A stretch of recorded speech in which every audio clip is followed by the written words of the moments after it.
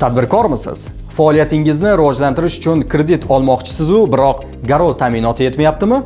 Unday bo'lsa, ekran qarshisiga yaqinroq keling. Buning yechimi juda oddiy. Garov o'rniga kafil yordamidan foydalanishingiz mumkin. Qanday qilib deysizmi?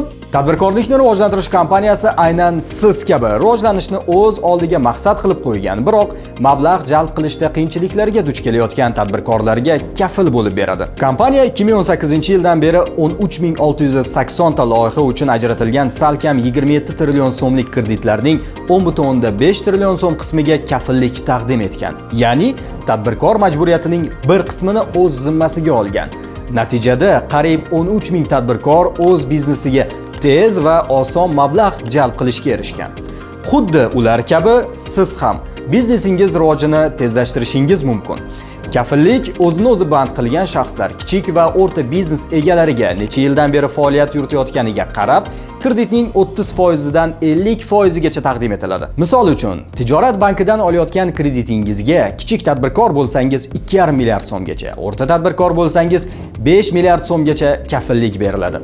Leasing kompaniyalarida esa miqdor sal kamroq. Kichik tadbirkorlarga 800 million so'mgacha, o'rta tadbirkorlarga esa 1,5 milliard so'mgacha kafillik berilishi mumkin.